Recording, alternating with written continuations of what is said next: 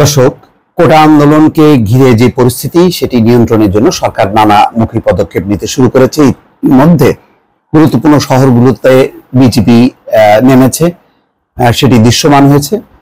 পাশাপাশি এইচএসসি ও সমমানের বৃহস্পতিবারের পরীক্ষা স্থগিত, সারা দেশে সব স্কুল কলেজে ক্লাস বন্ধ ঘোষণা। ছাত্রলীগ পুলিশের মধ্যে যে আন্দোলনকারীদের সংঘর্ষ, তাতে এখন পর্যন্ত অফিসিয়াল হিসাব 6 জন নিহত হয়েছে। দর্শক, পরিস্থিতি নিঃসন্দেহে বলা যায় খারাপ এবং অবনতির দিকে।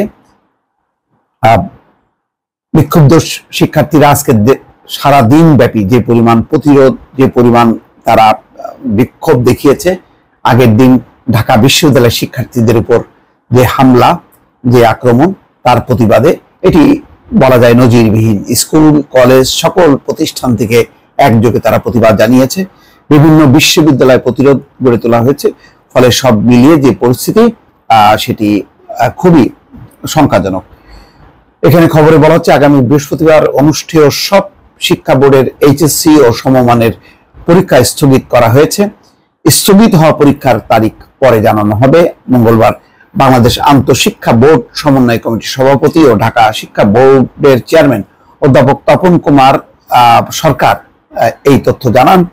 আলাদা বিজ্ঞপ্তি দিয়েও এইচএসসি ও সমমানের পরীক্ষা স্থগিত করার কথা বলা হয়েছে। বিজ্ঞপ্তিতে বলা হয়, পূর্ব ঘোষিত সময়সূচি অনুযায়ী অন্যান্য পরীক্ষা যথারীতি অনুষ্ঠিত হবে। দর্শক, এর আগে সারা দেশে সব স্কুল কলেজ অনির্দিষ্টকালের জন্য বন্ধ ঘোষণা করা হয়েছে। খবরে বলা হয়েছে, শিক্ষা মন্ত্রণালয়ের আওতাধীন মাধ্যমিক ও উচ্চ মাধ্যমিক পর্যায়ের সব শিক্ষা প্রতিষ্ঠান, স্কুল কলেজ, মাদ্রাসা ও কারিগরি প্রতিষ্ঠান এবং পলিটেকনিক ইনস্টিটিউটের শ্রেণী কার্যক্রম পরবর্তী নির্দেশ না দেওয়া পর্যন্ত বন্ধের ঘোষণা দিয়েছে শিক্ষা মন্ত্রণালয়। মঙ্গলবার শিক্ষা মন্ত্রণালয়ের এক সংবাদ বিজ্ঞপ্তিতে এই সিদ্ধান্ত জানানো হয়। এতে বলা হয়, বিদ্যালয় ও কলেজগামী শিক্ষার্থীদের নিরাপত্তার বিষয়টি বিবেচনায় নিয়ে এই সিদ্ধান্ত নেওয়া হয়েছে। সরকারি চাকরিতে কোটা ব্যবস্থা সংস্কারের দাবিতে আন্দোলন ঘিরে আজ মঙ্গলবার দেশের বিভিন্ন এলাকায় সংঘর্ষের ঘটনা ঘটেছে। সংঘর্ষে আজ ঢাকা, চট্টগ্রাম ও রংপুরে 6 জন নিহত হয়েছে। দর্শক, প্রচুর পরিমাণে হতাহতের ঘটনা ঘটেছে এবং বিভিন্ন জায়গায় রাতেও সংঘর্ষ হচ্ছে। ফলে এই পরিস্থিতি নিয়ন্ত্রণের জন্য সরকার নানামুখী পদক্ষেপ নিয়েছে। এখন এই পদক্ষেপের ফলে কতখানি উন্নতি হবে সেটি দেখার বিষয়। কিন্তু ইতিমধ্যেই রাজনৈতিক দলগুলো শিক্ষার্থীদের পাশে দাঁড়ানোর আহ্বান জানিয়েছে। অন্যদিকে সরকারি দলও এই যারা রাজাকার ট্যাগ দিয়ে আন্দোলন করছে তাদেরকে প্রতিহত করা, এই কথাগুলো তারা বলছে, ঘোষণা দিয়েছে। ছাত্রলীগ বলছে তাদের অবস্থান থাকবে। ফলে এখনো বলা যায় যে একটি মুখোমুখি অবস্থান।